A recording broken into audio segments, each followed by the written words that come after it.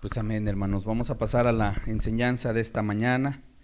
El tema del día de hoy lo he titulado Vivir en la voluntad de Dios. Y si quisiéramos ponerle un subtítulo, también quisiera llamar este estudio El tiempo de Dios. Vamos a ver en este estudio cómo hay cosas que ya están establecidas por Dios para nuestra vida. Y como cristianos debemos estar conscientes de que en nuestra vida nada sucede sin ningún propósito, sino muy por el contrario, todas las cosas que atravesamos, llámese cosas buenas o cosas malas, siempre tienen un objetivo, tienen un porqué, tienen un propósito que Dios permite para nuestro crecimiento. ¿Cuántos dicen amén? Ok, pues vamos a orar y vamos a ponernos en las manos de nuestro Dios, que este tema venga a ser un aliento, venga a ser un tema de mucha esperanza, que imparta esperanza en nuestro corazón, porque yo creo que todos estamos atravesando momentos difíciles, complicados, a veces pueden ser cuestiones adversas que vienen a nuestra vida, pero en todas las cosas que nos suceden, Dios siempre está al pendiente de nosotros. Vamos a orar y vamos a poner nuestra carga en Dios. Padre, el día de hoy te damos gracias porque tú nos juntas para estar escuchando tu palabra, Señor. Te pedimos el día de hoy tú nos hables, tú vengas a estar con nosotros, Señor. Venga tu Espíritu Santo a hablarnos al corazón, Señor. Estamos muy necesitados de ti, Señor. Queremos pedirte una visitación de lo alto, Señor, que estas palabras puedan ser muy reconfortantes en nuestro corazón y que de alguna manera vengan a darnos esperanza, Señor, porque sabemos que tenemos un Dios en los cielos, que todo lo que nos pasa, sin lugar a dudas, sucede bajo tu voluntad, Señor. Ayúdanos el día de hoy, y si alguien viene con una carga sobre sus hombros en su vida, algo que le angustia, agobia, Señor, el día de hoy puede encontrar alivio en tu palabra, Señor, puede encontrar alivio en tu persona, Señor. Padre, hoy queremos acercarnos con fe, Señor, porque tu palabra dice que sin fe es imposible agradarte a ti, Señor. Permite pues que el día de hoy todos nosotros podamos vertir nuestro corazón hacia ti, Señor. Todo esto te lo pedimos en el precioso nombre de nuestro Señor Jesús. Amén y amén. Vamos a abrir la escritura en el libro de Eclesiastés, capítulo 3, por favor. Dice así la escritura. Dice el versículo 1, todo tiene su tiempo, y todo lo que se quiere debajo del cielo tiene su hora. Tiempo de nacer y tiempo de morir. Tiempo de plantar y tiempo de arrancar lo plantado. Tiempo de matar y tiempo de curar. Tiempo de destruir y tiempo de edificar. Tiempo de llorar y tiempo de reír. Tiempo de endechar y tiempo de bailar. Tiempo de esparcir piedras y tiempo de juntar piedras. Tiempo de abrazar y tiempo de abstenerse de abrazar.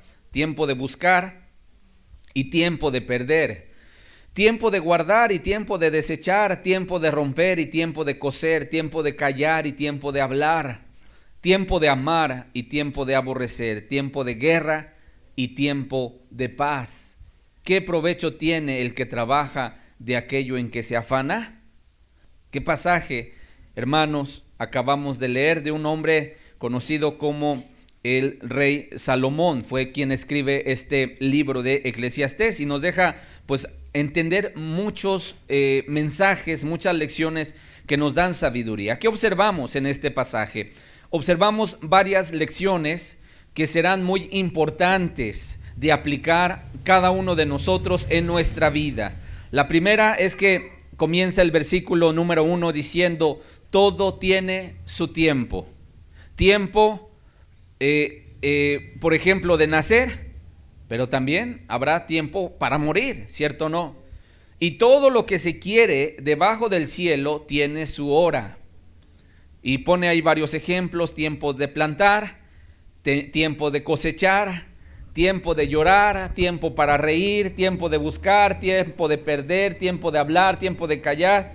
Y así podríamos ir nosotros diciendo y enumerando cada una de las cosas que suceden debajo de este cielo, ¿verdad? Todo tiene su momento. Ahora, es importante que como cristianos podamos entender que nuestra vida, que tu vida no está sujeta a un azar improvisado del destino, sino que tu vida está depositada, escúchame bien, tu vida está depositada en las manos de Dios. Y todo lo que te acontezca será la voluntad de Dios.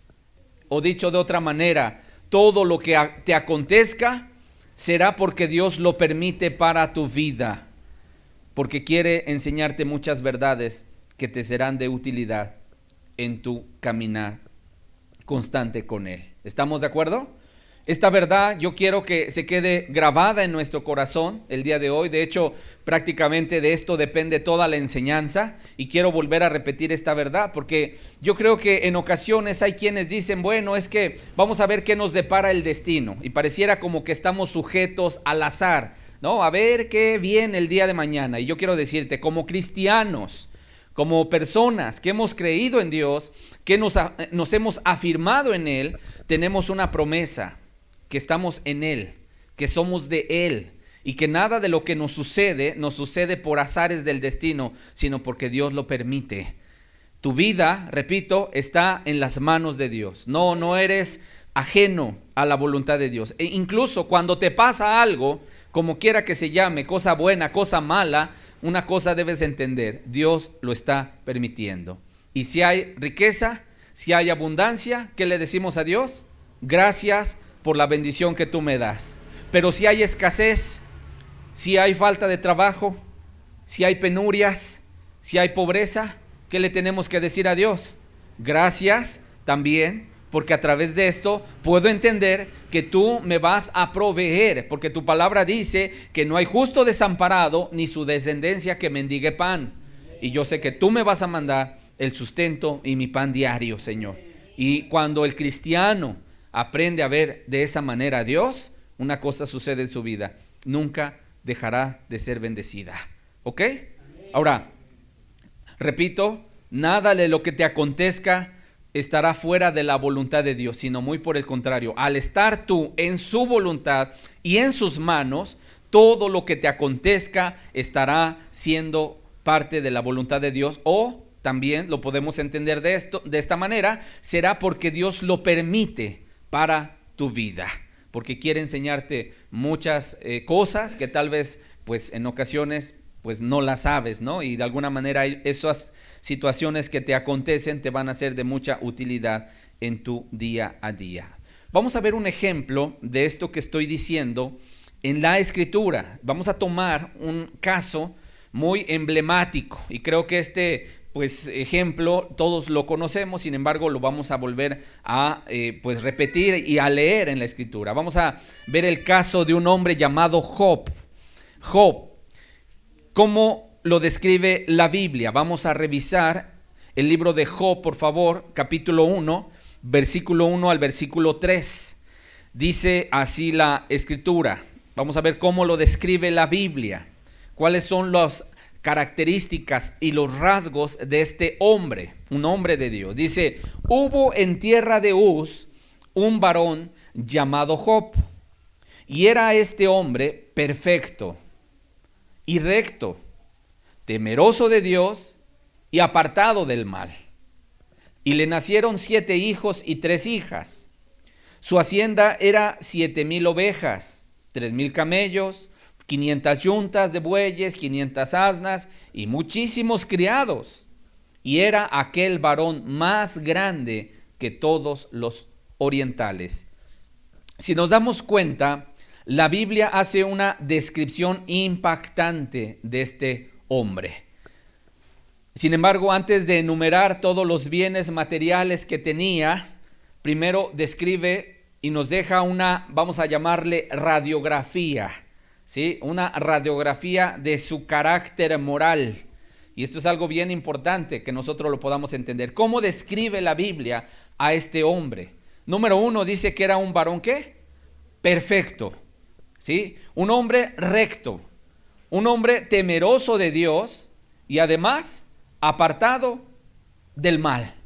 Algunos podrían decir, bueno, pareciera como que la Biblia nos está repitiendo la misma cosa. Yo quiero decirte, no. Más bien lo que la Biblia está haciendo es que nos está presentando a este hombre para que nosotros veamos que era un hombre de Dios, conforme al corazón de Dios. Eso es lo que necesitamos entender. Un hombre perfecto, un hombre recto, un hombre temeroso de Dios y apartado del mal. Podríamos decir que hombre, ¿verdad?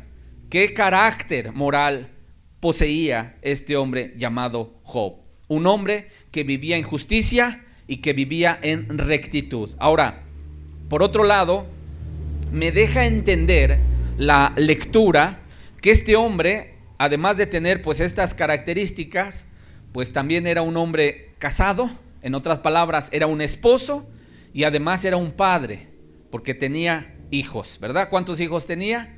10 hijos, 7 varones y 3 mujeres, ¿ok? Entonces, pues era un padre que estaba rodeado de bendición porque tenía 10 hijos. Además, ¿sí? Por si fuera poco, tenía muchas posesiones materiales cotizadas en cabezas de ganado, que para aquella época, bueno, así se catalogaba quién poseía riquezas, cuántas cabezas de ganado tenía. Y bueno, aquí nos describe incluso la cantidad de ovejas, ¿verdad? 7,000 ovejas, imagínate, 3,000 camellos, 500 yuntas de bueyes, 500 asnas y muchísimos criados.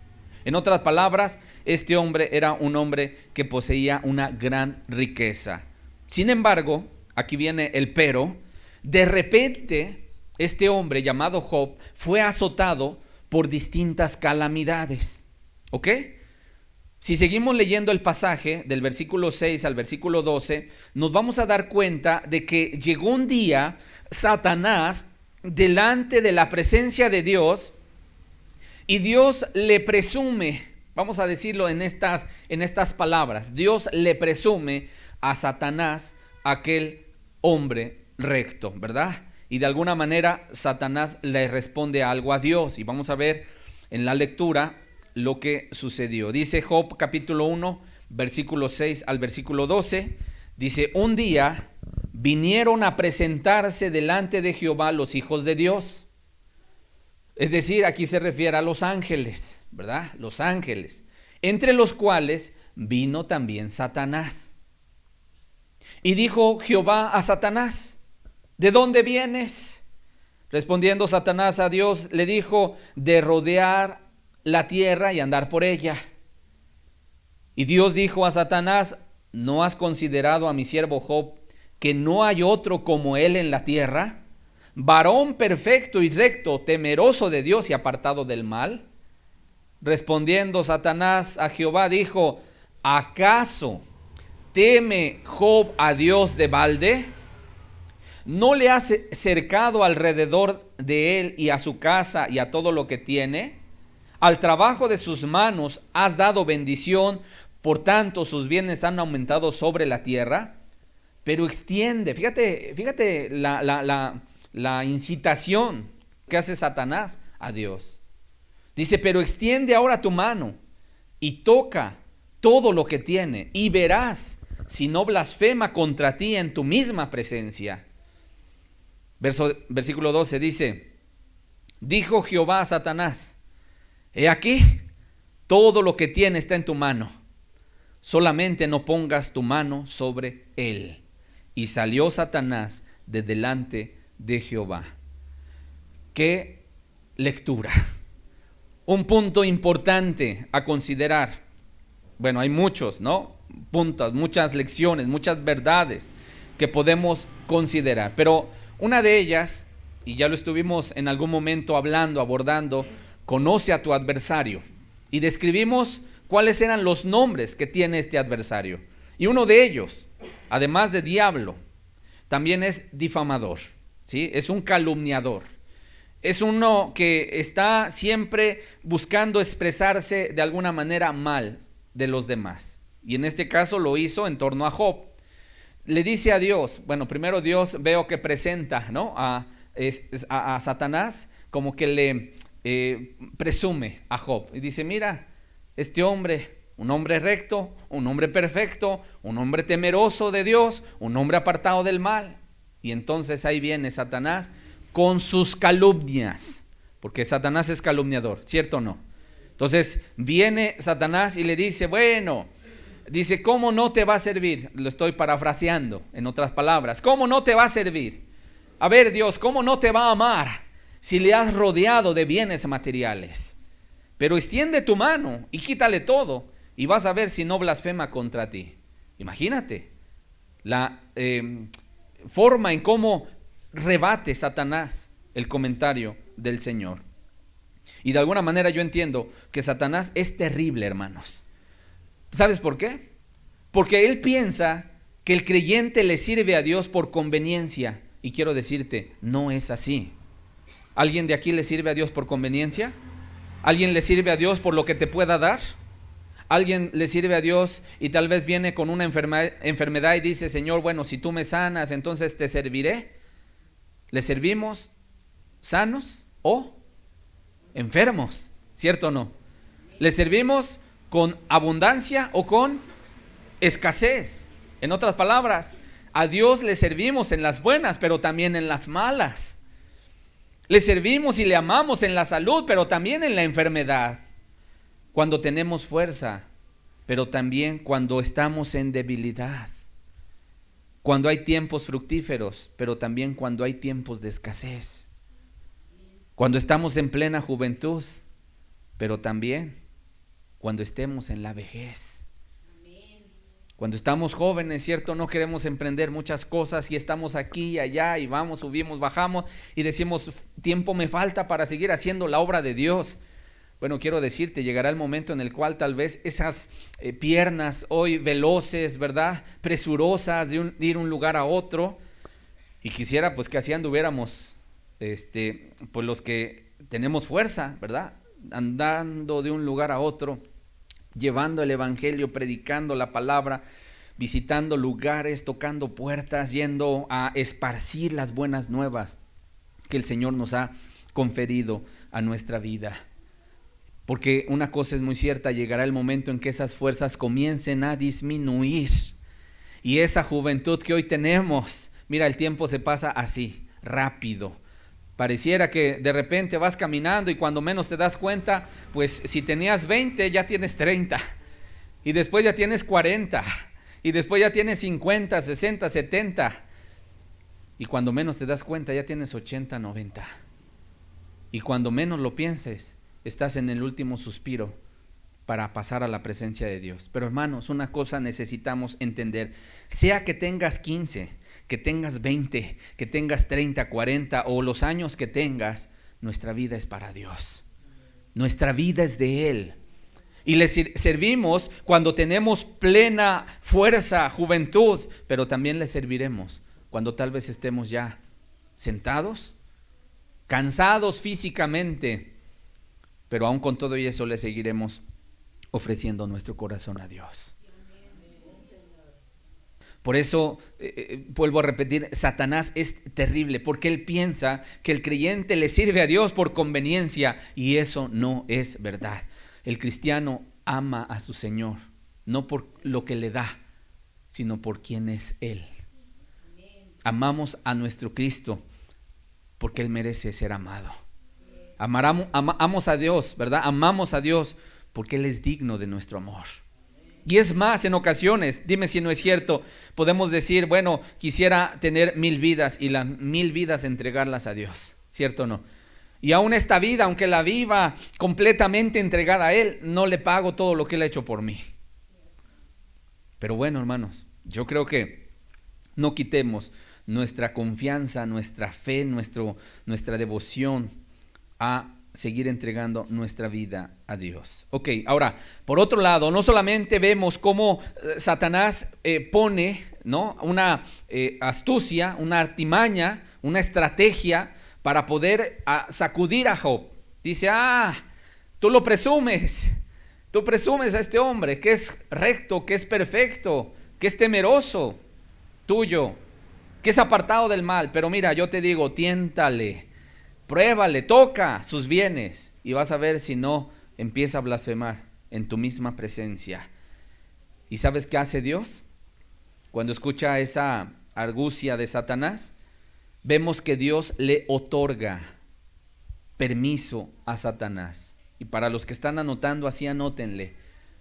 Si Dios no le permite hacer nada a Satanás, Satanás no puede hacer nada. ¿Estamos claros? Dios le otorga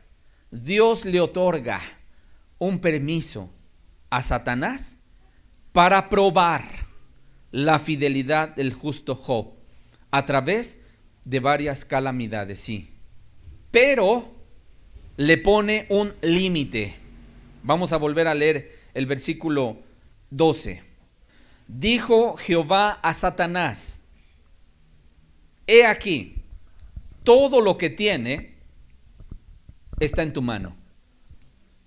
En otras palabras, número 1, Dios le dice a Satanás: todos sus bienes, todo lo que tiene, lo pongo en tus manos.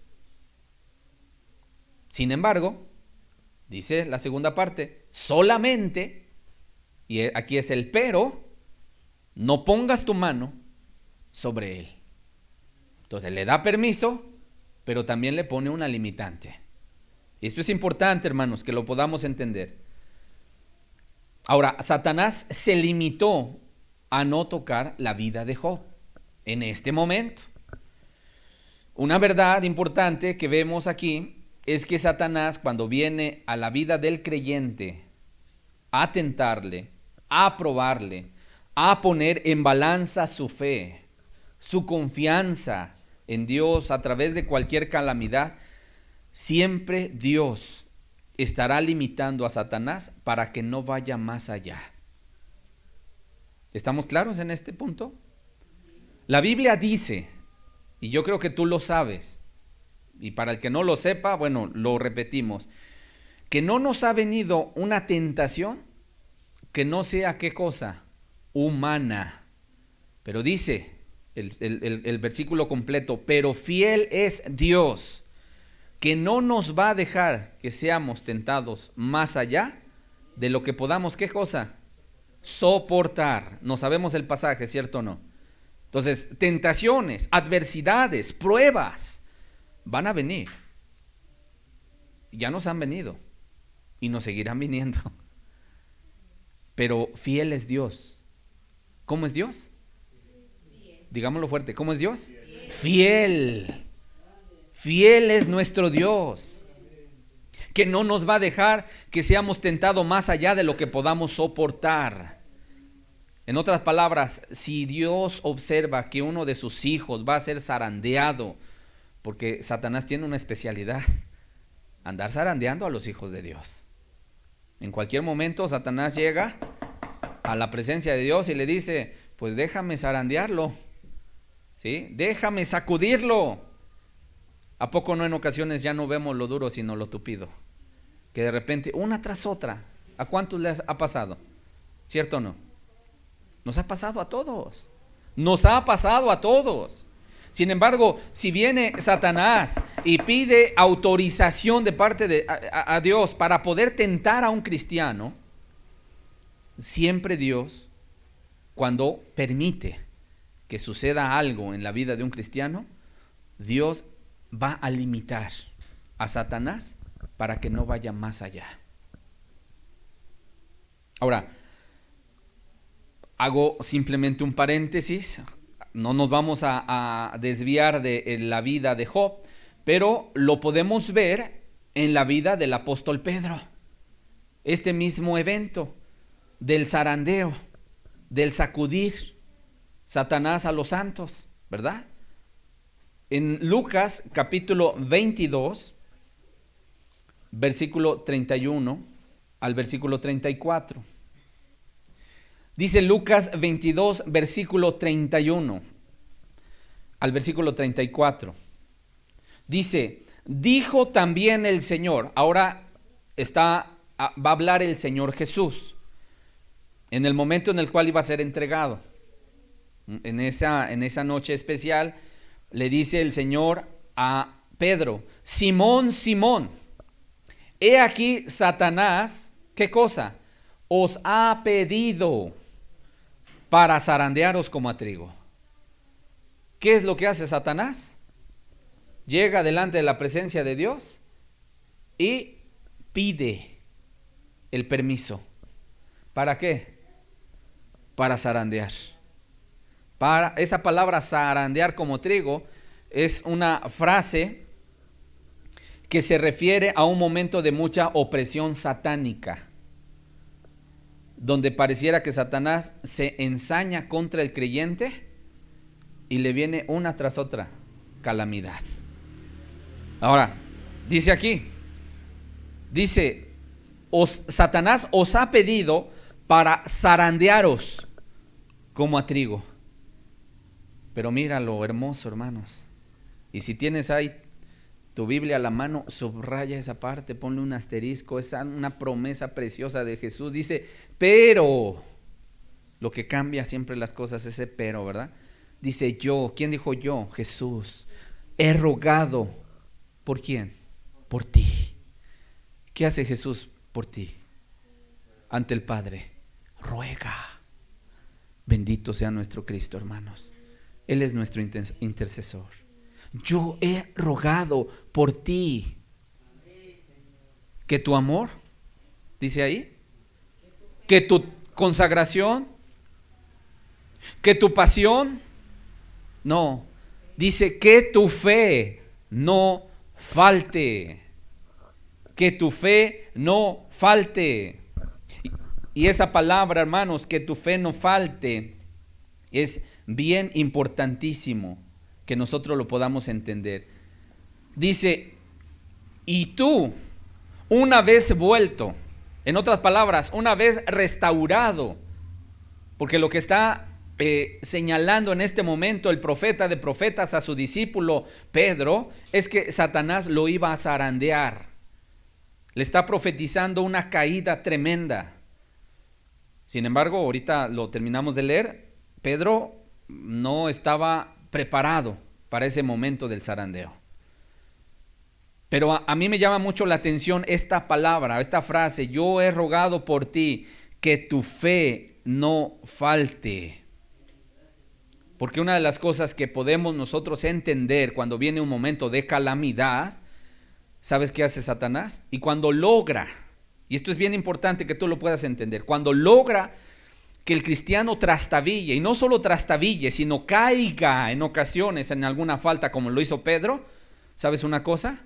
Se empieza a cerrar la visión, la confianza empieza a ser trastabillada. Si hay algo que no debe faltarnos como cristianos a ti y a mí, eso se llama fe. Porque sin fe, hermano, es imposible agradar a Dios. No puedes sin fe agradar a Dios.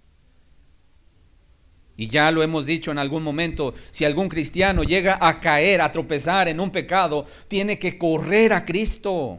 Porque así dice Primera de Juan capítulo 2, hijitos míos, estas cosas os escribo para que no pequéis. No dice por cuanto todos están pecando a cada rato, sino dice para que no pequéis.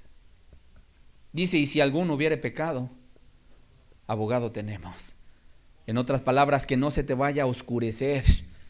Porque una cosa es muy cierta, cuando el hombre peca, el corazón se endurece.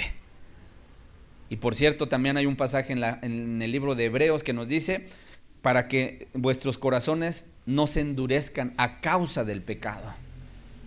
Una de las características del pecado es que cuando la persona, el cristiano me refiero, llega a cometer una falta, si no va y confiesa inmediatamente, su corazón se puede comenzar a endurecer y se oscurece.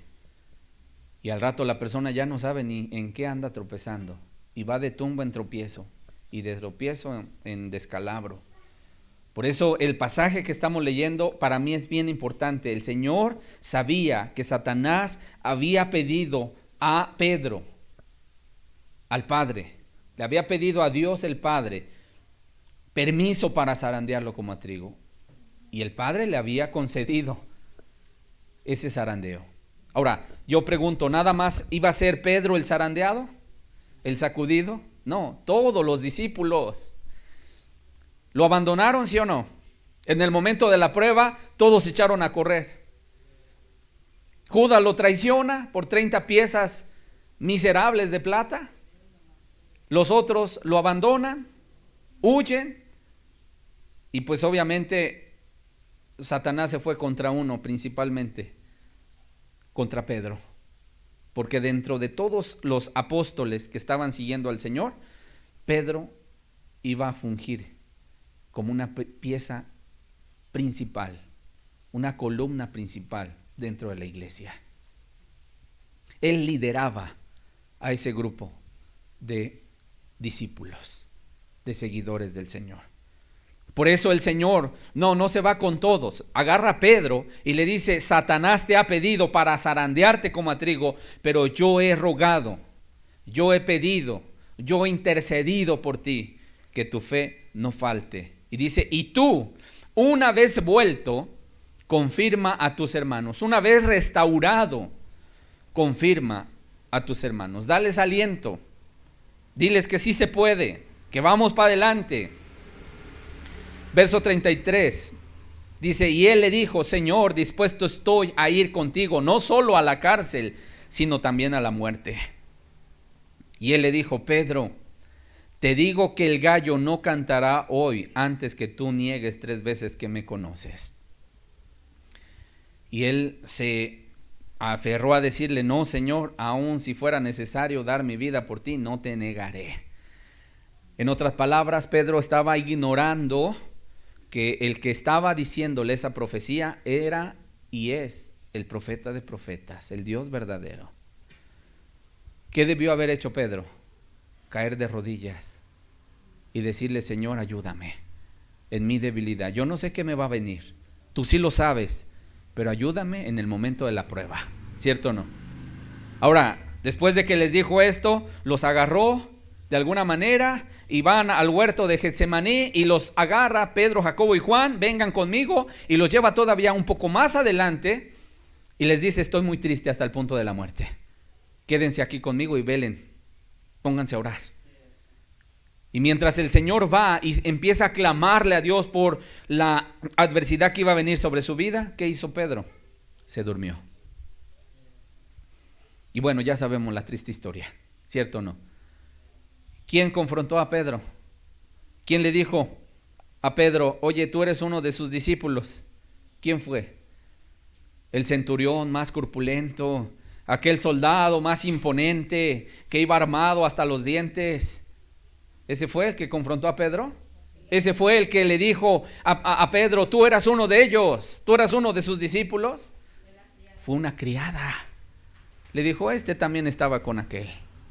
Y Pedro dijo: no, yo no sé ni lo que dices. Y luego va saliendo y otra criada le dice: este también era de ellos. No, yo no sé. Mira, hasta su forma de hablar le delata. No entiende y jura y maldice: yo no conozco a ese hombre.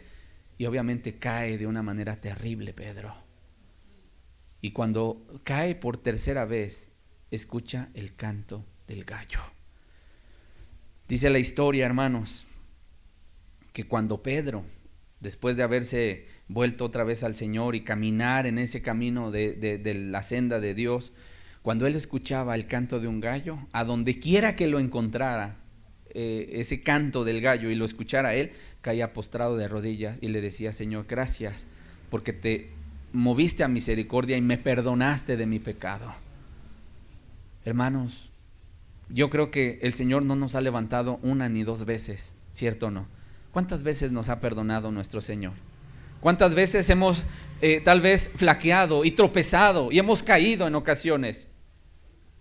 Sin embargo, hemos llegado delante de Dios y le hemos dicho: Señor, perdóname, en mi debilidad caí, Señor, perdóname. ¿Y qué ha hecho nuestro Dios? Como un padre nos ha levantado y nos dice: vuelve a caminar. Y nos dice: largo camino te resta. No caigas, sigue adelante, sigue avanzando. Ese es nuestro Dios, hermanos. Ese es nuestro Dios, un Dios lleno de misericordia. Ahora, para mí, volviendo al pasaje de Lucas 22, Para mí la parte más importante de este pasaje son las palabras alentadoras que el Señor le da a su discípulo. Le dice en el versículo 32, y también nos dice a ti y nos dice a nosotros. Dice, pero yo he rogado por ti que tu fe no falte. En cualquier momento de adversidad, que tu fe no falte. Te sientes atribulado por X o Y situación en tu vida, que tu fe no falte. Que te mantengas con las manos arriba, no que las empieces a bajar. Ves una situación difícil en tu familia, una pérdida familiar, una enfermedad, una carestía, un problema, como quiera que se llame, tus manos tienen que estar arriba. Porque si empiezas a flaquear, si empiezas a bajar las manos, empiezas a quitar la mirada de Dios. Y Dios no se merece que nosotros le paguemos con incredulidad.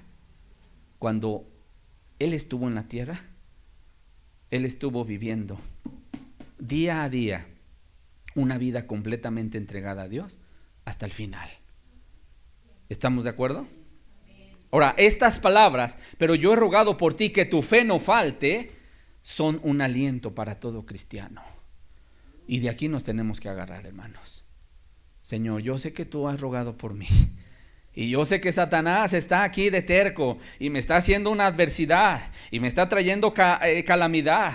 Y no acaba una cuando ya empezó otra, Señor. Pero yo sé que mi Dios está en los cielos. Yo sé que tú desde allá arriba estás al pendiente de mi vida.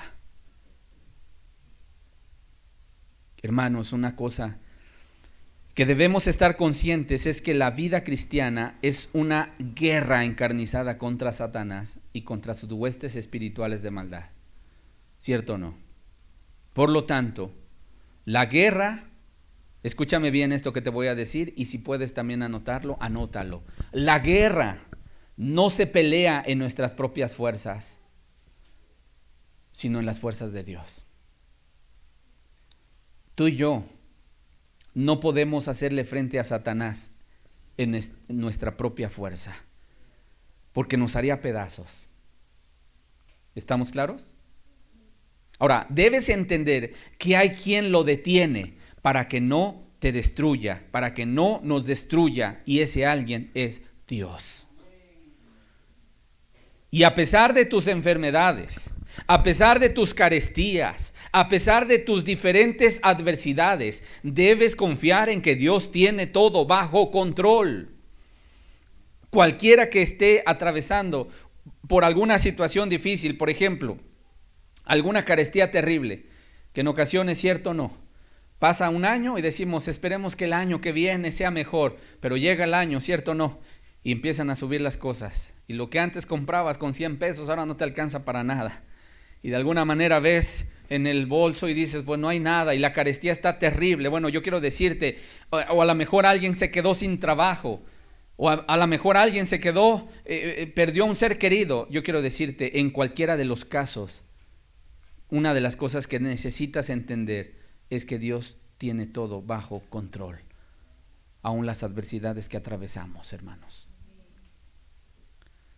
O bien en algún momento alguien aparece una enfermedad en su cuerpo. De la noche a la mañana le diagnostican una enfermedad avanzada. Yo quiero decirte, si fuera tu caso, no dudes de que Dios está y estará al pendiente de ti. Una cosa que igual también quiero que quede en tu mente y en nuestro corazón el día de hoy: todo tiene su tiempo. Leímos eso al principio, ¿cierto o no? Todo tiene su tiempo. De tal manera que aprende tú a depositar tu confianza en el Señor. Aprende a descansar en Él. Ármate del pensamiento que tenía nuestro Señor Jesucristo cuando estaba en esta tierra. En diferentes momentos, dime si no es cierto, lo querían matar. ¿Y cuál era el dicho de nuestro Señor? No ha llegado mi hora.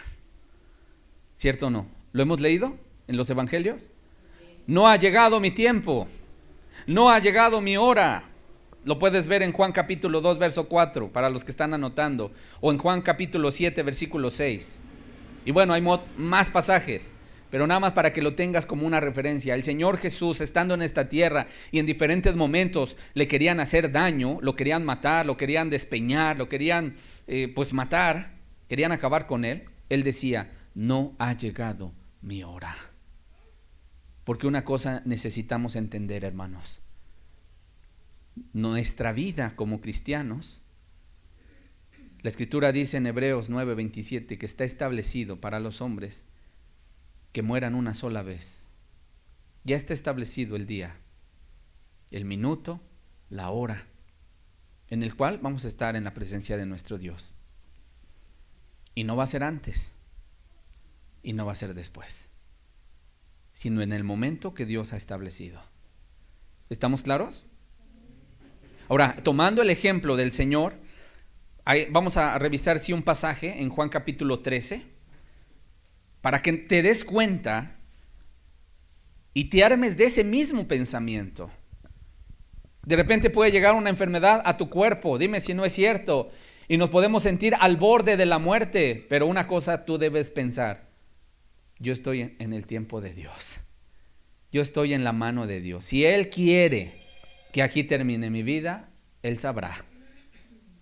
Pero si Él dice, no morirás, sino vivirás, Él sabrá también. ¿Por qué nos deja? ¿Cierto o no? Ahora, el Señor Jesús sabía esto, entendía esto. En diferentes momentos Él dijo, no ha llegado mi hora, no ha llegado mi momento, mi tiempo no ha llegado. Sin embargo, en Juan capítulo 13, versículo 1, dice la Escritura, antes de la fiesta de la Pascua, sabiendo Jesús, que ¿qué cosa? Que su hora había llegado para que pasase de este mundo al Padre, como había amado a los suyos que estaban en el mundo, los amó hasta el fin. Ahora yo pregunto, en este momento nos dice la Escritura que Él sabía que su hora había llegado, ¿sí o no? Él ya estaba consciente que era momento de ir a la presencia de su Padre. Ahora, tú también ármate de ese pensamiento. Ármate de ese mismo pensamiento. Ahora, te puedo decir esto de manera personal, como un testimonio. He atravesado por muchas situaciones complicadas, pero particularmente dos situaciones, dos acontecimientos que han venido sobre mi vida, en los cuales, por lo menos en uno de ellos, me sentí al borde de la muerte. En el año 2020 fui diagnosticado con dengue. Mis plaquetas, hermanos, comenzaron a bajar y a bajar. Yo no sé si tú sabes o sabías, pero un hombre, un varón, debe tener de plaquetas de 150,000 a 400,000 plaquetas. Están corriendo dentro de nuestro torrente sanguíneo. ¿Cuál es la función de la plaqueta? Hacer que nuestra sangre fluya y no se salga de nuestro cuerpo en hemorragias. Esa es la función. ¿Cuántos de nosotros nos hemos tal vez lastimado, cortado, no sé, alguna piedra nos ha descalabrado y qué sale inmediatamente? Sangre, ¿cierto o no? De la herida. Sin embargo, presionamos y al poco rato ya dejó de salir. ¿Quién hace esa función de detener la hemorragia? La plaqueta. ¿Estamos claros? Las plaquetas. Ahora, imagínate, de tener de 150,000 a 400,000 plaquetas, llegó un momento en el cual yo empecé a bajar de 150,000 a 80, a 50, a 34, 23,000 plaquetas. Y cuando me hice ese último estudio de 23,000, se lo mandé al médico y me dijo, tú necesitas ser hospitalizado porque tus plaquetas van a la baja. Y apenas creo que iba en el segundo día, y son 7 días. Me dijo, hospitalízate. Y bueno, mi esposa, mis padres que estaban incluso ahí en la casa, fuimos al hospital e ingresé al hospital a ser internado. Y me hicieron ahí también estudios. Al siguiente día, en la mañana, le informan a mi esposa que de esos 23,000 plaquetas que yo llevaba, al siguiente día ya nada más me quedaban 3,000. Imagínate, haz la comparación nada más. Vamos a decirlo de 400,000, que es la parte más alta que podemos tener en nuestro cuerpo de plaquetas, a quedarte con 3,000. Literalmente, yo podría decirlo de esta manera, me quedé sin plaquetas. Y los doctores constantemente iban y me revisaban y me decían, ¿cómo te sientes? Muy débil. ¿Cómo te sientes? Débil. ¿Cómo te sientes? Débil. Y me checaban y me checaban y me checaban. Y de alguna manera, yo no sabía, pero mi hermano, que es médico, habló con mi esposa y le dijo, pues nos vamos a tener que preparar para cualquier cosa. Eso me lo dijo ya después que pasaron meses. No me lo iba a decir en el momento, pero estaba la advertencia de que tal vez podía fallecer. Yo recuerdo que estando en el hospital, un hermano, un pastor habló con mi esposa y dijo, quiero orar por él. Me acuerdo que me pasaron el teléfono, cosa que no se permite en el hospital, pero yo estaba en la camilla con el teléfono y el hermano dijo, voy a orar por ti. Y el hermano comenzó a reprender el espíritu de la muerte. ¿Por qué habrá orado así? Porque Dios le llevó a orar así. Para no hacerte la historia larga, al final de los días que estuve ahí, las plaquetas empezaron a aumentar y pronto empecé a tener más de 60,000 y me dieron de alta y me dijeron, cuídese para que no vaya a recaer. Ese fue un episodio. El segundo, una caída de más o menos una altura de 3,5 metros o 4, cayendo con la cabeza, literal, no con las manos, no con las rodillas, literalmente cayendo de cabeza de una azotea. Y de alguna manera, llevándome al hospital, haciéndome cirugías, quitándome parte del cráneo, de la dura, del hueso, para hacer que se me desinflamara el cerebro. Y a los 3 meses volverme a poner una placa en la cabeza. Una cosa yo decía, Señor, estamos en tus manos. Si es tu voluntad, vamos a seguir adelante. Y tan es su voluntad que aquí seguimos, hermanos. Eso sucedió en el año 2022, hace 2 años. Dijimos en el año 2023, ¿y ahora qué va a venir? Ya dijimos, bueno, ya la libramos. Y de repente estando en Acapulco visitando la familia, nos pega el huracán Otis. Y todo se cayó alrededor de nosotros, pero donde estábamos, Dios guardó. Las ventanas de los departamentos donde estábamos se vinieron abajo, vidrios rotos, los carros aplastados, excepto el departamento donde nosotros nos quedamos, ni un vidrio roto. Porque Dios cuida, hermanos, de nosotros. Porque Él es fiel. Él es precioso, hermanos. Ahora, en algún momento me llamará a cuentas, me llamará a su presencia, te llamará a cuentas, te llamará a su presencia, sí. Y cuando eso suceda, pues nada más hay que ir preparados, nada más. ¿Estamos claros?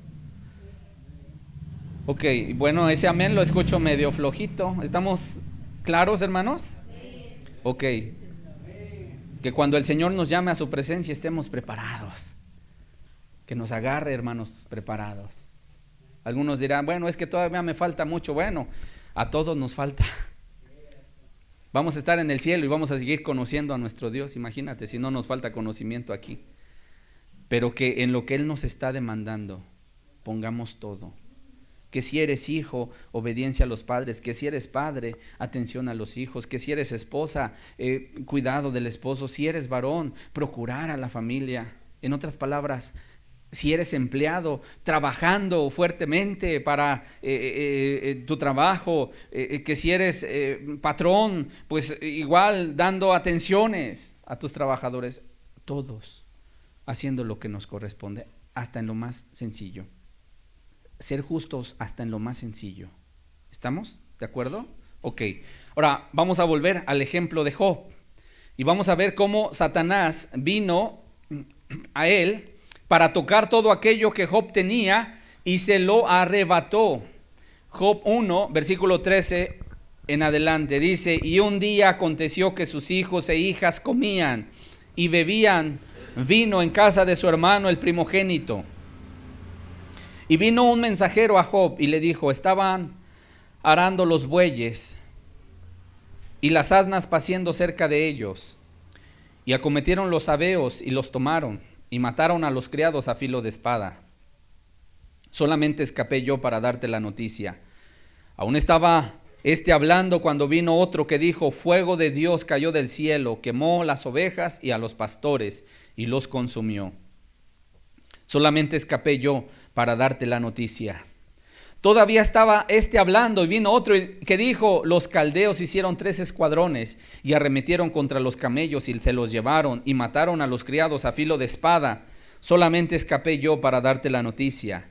Entre tanto que hablaba, vino otro que dijo: tus hijos y tus hijas estaban comiendo y bebiendo vino en casa de su hermano, el primogénito, y un gran viento vino del lado del desierto y azotó las 4 esquinas de la casa, la cual cayó sobre los jóvenes y murieron. Solamente escapé yo para darte la noticia. Y yo podría decir, hermanos, qué tragedia. Una tras otra las malas noticias iban llegando. Mientras sus hijos estaban conviviendo, ¿qué sucedió? Se cayó la casa. ¿Y qué les pasó? Se murieron todos los hijos de Job.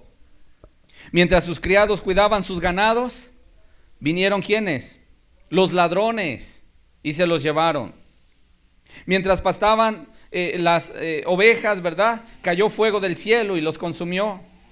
Se llevaron los camellos, etcétera, etcétera. En otras palabras, lo más lamentable es que de la noche a la mañana, literalmente, este hombre que había sido rodeado de bendición se quedó sin ella.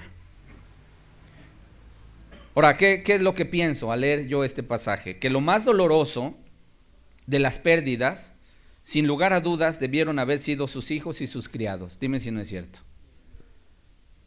Y yo podría decir, qué dolor, qué pesar, qué tristeza debió haber arremetido en el corazón de Job. Día de luto, día de tristeza, día de pesar, día de llanto, día de lamento habrá sobrecogido el corazón de Job. Y sin lugar a dudas, yo me puedo imaginar a este hombre que tal vez vivía temeroso de Dios, que tal vez vivía haciendo la voluntad de Dios, que cuando empezó a recibir a esos mensajeros y todos le traían malas noticias, su corazón debió haberse angustiado de manera terrible. Vamos a seguir leyendo, verso 21, porque aquí viene un pero. Sin embargo, a pesar de todos estos infortunios, vemos que este hombre tuvo un actuar ejemplar. Dice el verso 20: entonces Job se levantó, ya que todos vinieron y le dieron las malas noticias, y se callaba uno y llegaba otro de sus mensajeros corriendo y le decía otra mala noticia. Cuando escuchó todas las desventuras que le vinieron a su vida en un mismo día, dice que se levantó y rasgó su manto y rasuró su cabeza y se postró en tierra y adoró y dijo: desnudo salí del vientre de mi madre y desnudo volveré allá. Jehová dio y Jehová quitó. Sea el nombre de Jehová bendito.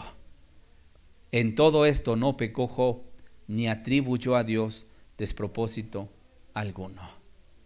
Qué tremendo este hombre, ¿cierto o no? ¿Qué hubiera pasado y qué pasa en ocasiones en la mente, en el corazón de mucha gente, hasta de los incrédulos, ¿no? De alguna manera, que les sucede algo y luego, ay, ¿por qué, Dios? ¿Por qué me pasó esto? Y empiezan en ocasiones hasta a reclamarle a Dios. Dime si no es cierto. Sin embargo, Job, a pesar de su calamidad, es cierto, se levanta entristecido, rompe sus vestidos, rapa su cabeza en señal de luto. Sin embargo, dice, como salí del vientre de mi madre desnudo, pues así me voy a ir sin nada. Jehová dio y Jehová quitó. Sea su nombre bendito. Qué manera de recibir esta adversidad. Ahora quiero decirte, Satanás, otra de las características que vimos en su momento es que es persistente, que es terco, que es obstinado, que es rebelde, que es cruel. De tal manera que vino de nueva cuenta delante de Dios y le volvió a hacer ahora a Dios otra petición. Dice Job capítulo 2, verso 1 al verso 10.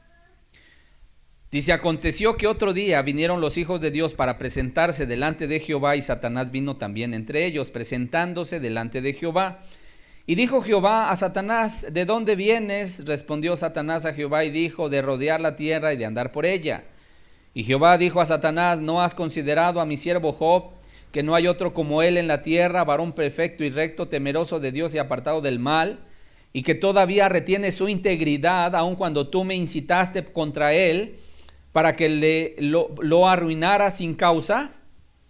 Respondiendo Satanás dijo a Jehová, piel por piel, todo lo que el hombre tiene dará por su vida, pero extiende ahora tu mano y toca su hueso y su carne, y verás si no blasfema contra ti en tu misma presencia. Y Jehová dijo a Satanás, he aquí, él está en tu mano, mas guarda su vida, no le toques su vida. En otras palabras, Dios da permiso ahora al enemigo de tocar el cuerpo de Job, pero no su vida. ¿Estamos de acuerdo? O sea, le otorga el permiso, pero otra vez le vuelve a poner una limitante. Y entonces dice el verso 7, salió Satanás de la presencia de Jehová e hirió a Job con una sarna maligna, desde la planta del pie hasta la coronilla de la cabeza, y tomaba Job un tiesto para rascarse con él, y estaba sentado en medio de ceniza. ¿Qué fue lo que le brotó? Una sarna, ¿sí? Desde la punta del pie hasta la coronilla, hasta la cabeza, se llenó de una sarna que le daba y le provocaba una comezón insaciable. Es más, ya no le bastaban las uñas para rascarse al pobre Job, sino que agarró un pedazo de barro, un tiesto, y con ese agarraba y se empezaba a rascar toda la piel, para encontrar un poco de saciedad de esa comezón que le aquejaba. Sin embargo, para colmo de males, ya podríamos decir, oye, pues ya se le murieron los hijos, los criados y las bestias, ahora ya le vino una enfermedad sobre su cuerpo, pues ya con eso, ¿no? Ahora yo quiero decirte, para colmo de males, viene la esposa de Job y le da un consejo del todo errado. Tal vez al ver el sufrimiento de este hombre, su esposa quiso, permítanmelo decir así, darle un remedio pronto, pero alejado de toda justicia. Dice el versículo 9, entonces le dijo su mujer, ¿aún retienes tu integridad? Las palabras que siguen son fuertes. Le dijo la esposa de Job a este hombre que estaba ahí sumergido en su tristeza, en su depresión tal vez. Le dice esta mujer, maldice a Dios y muérete. Y fíjate cuál es la respuesta de este hombre. Le dice, como suele hablar cualquiera de las mujeres fatuas, has hablado. ¿Qué? ¿Recibiremos de Dios el bien y el mal no lo recibiremos? En todo esto no pecó Job con sus labios. Por lo tanto, ¿qué vemos, hermanos? ¿Cómo salió Job? Bien librado. ¿Cierto o no? De este ataque terrible de Satanás. Ya después, bueno, vienen de alguna manera sus tres amigos, se sientan y empiezan a juzgarle. Y empiezan a decirle, bueno, te aconteció esto pues porque llevas una vida mala, esto y lo otro, sin saber nada ellos, ¿no? Sin embargo, Job se mantiene y hasta el final, bueno, reconoce pues que Dios es soberano, que Dios es bueno, Él es misericordioso, y termina diciendo una frase que creo que todos hemos leído en algún momento: de oídas te había oído, ¿verdad? Mas ahora mis ojos te ven. En otras palabras, ¿de qué le sirvió vivir toda esta adversidad? Pudo tener un acercamiento más fuerte con Dios. A veces podemos estar en la cama de un hospital, pero ahí tenemos una cercanía más fuerte con Dios. En la adversidad, en el sufrimiento, Dios permite que en ocasiones podamos atravesar momentos de calamidad, porque Él quiere que nosotros podamos entender que Él no nos soltará, que su mano estará ahí para socorrernos. ¿Estamos claros? Ok, ahora nada más para cerrar esta enseñanza, yo quiero decirte, y para aplicar todas estas lecciones a nuestra vida, quiero decirte que de la misma manera que vemos que Satanás atacó a Job, también lo intentará hacer contigo. Y no me refiero a que puede venirte pues una calamidad muy semejante a la de él. No me estoy refiriendo a eso. Sin embargo, Satanás viene con un propósito. Juan 10:10 dice, el ladrón no viene sino para hurtar, matar y destruir. Viene Satanás sobre tu vida, sobre mi vida, sobre nuestra vida, sobre la vida de la iglesia, y su propósito y su objetivo en la vida de un cristiano es para que deje de buscar a Dios, para que renuncie a su integridad, para que deje de vivir en la santidad que Dios demanda y para que se vuelva al mundo de donde el Señor nos rescató, nos sacó. ¿A cuántos Dios nos sacó del mundo? A todos los que estamos aquí, ¿cierto o no? Ahora, ¿qué busca Satanás? Que no caminemos rumbo a la tierra prometida, sino que regresemos atrás, que volvamos las espaldas a Dios. Pero yo quiero decirte, más bien nos tenemos que mantener entendiendo, Señor, cualquier adversidad que me viene a mi vida, cualquier calamidad, enfermedad o como quiera que se llame la adversidad, Señor, yo me quiero mantener de tu mano. Ahora, nada más para que nos quede claro esta idea, la escritura dice en Efesios 6, ya es un pasaje que hemos leído en algún momento, en el versículo 10 en adelante, que tu lucha no es contra sangre y carne, sino contra principados, contra potestades, contra los gobernadores de las tinieblas de este siglo, contra huestes espirituales de maldad en las regiones celestes. En otras palabras, ¿quién es nuestro adversario? Satanás y sus demonios. Y lo hemos dicho, está dividido el reino de Satanás en diferentes estratos. Están las huestes espirituales de maldad, pero arriba de ellos, ¿verdad? Están los gobernadores de las tinieblas, pero arriba de ellos están las potestades, los principados, y el que está arriba de todos ellos, quien manda a todos esos demonios, es el mismo diablo. Y hacen la guerra. Por eso la escritura nos dice, por eso tomen toda la armadura de Dios, para que estén firmes, para que puedan resistir en el día malo, y habiendo acabado todo, estar firmes, estar de pie. Y ya sabemos cuál es la armadura. Ceñidos los lomos con la verdad, con la coraza de justicia, calzados los pies con el apresto del evangelio de la paz, es decir, andemos compartiendo el evangelio. Tomemos el escudo de la fe, dice, sobre todo, para que no vaya Satanás a poner ahí los dardos de fuego del maligno, ¿verdad? Tomemos el yelmo de la salvación y la espada del Espíritu, que es la palabra de Dios. Y eso sí, dice, orando en todo tiempo, con toda oración y súplica en el Espíritu. Conoce, por lo tanto, contra quién estás peleando. Reconoce que tú eres débil. Reconoce que Dios está peleando esta batalla por ti, que Él es Jehová de los ejércitos, que no ha perdido ni perderá una batalla, y que si vamos atrás de Él, hermanos, la batalla, la victoria está segura. Que nada de lo que te suceda, Dios lo ignora o lo toma desaprevenido, sino muy por el contrario, Dios lo permitió sobre tu vida para enseñarte más de su gloria. Amén. Que nada de lo que te pase es para tu mal, sino que todo será para tu bien. Romanos 8:28 dice, y sabemos que a los que aman a Dios, todas las cosas les ayudan a bien. Esto es, a los que conforme a sus propósitos son llamados. Todas las cosas les ayudan a bien, ¿a quiénes?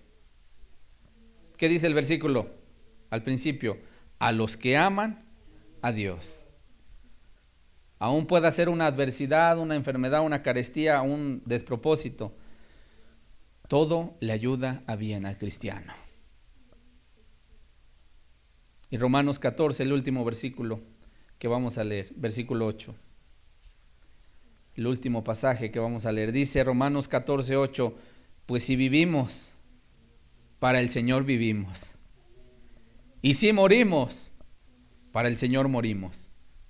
Así pues, sea que vivamos o que muramos, del Señor somos. ¿Estamos en la mano de Dios? ¿Estamos en la voluntad de Dios?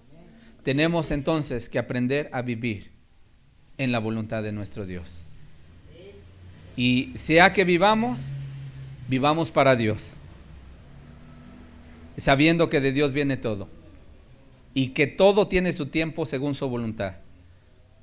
Y sea que muramos, también que muramos para el Señor, porque del Señor somos. Vamos a hacer una oración y vamos a terminar de esta manera. Padre, hoy te damos gracias, Señor, y te damos gracias por el aliento que tú transmites a través de este tema, Señor. Porque no estamos solos, perdidos en el universo, Señor. Tú eres el Dios de los cielos que gobierna este universo. Y no solo el universo, gobiernas nuestra vida. Y te damos gracias porque hoy tomamos tantas lecciones, tantas verdades, como aquella hermosa promesa que le hiciste un día a Pedro y la haces a nosotros también. Yo he rogado por ti que tu fe no falte. Gracias, porque tenemos un Dios fiel, un Dios bueno, un Dios misericordioso, un Dios lleno de gracia, un Dios que nos levanta a pesar de las diferentes adversidades, Señor. Y Padre, hoy queremos depositar toda carga en tus manos, Señor. Toda carga que nos angustia, que nos preocupa, hoy es echada fuera en el nombre de Jesús. Y aún, Padre, toda enfermedad que en ocasiones has dejado que venga a nuestro cuerpo, Señor, has permitido. Señor amado, hoy te decimos gracias, porque a través de ella tú nos enseñas muchas lecciones. Gracias, Señor, por todo lo que nos has ayudado hasta este día, y te pedimos, llévanos hasta el final, Señor. Gracias por tu palabra, en el nombre de Jesús. Amén. Amén.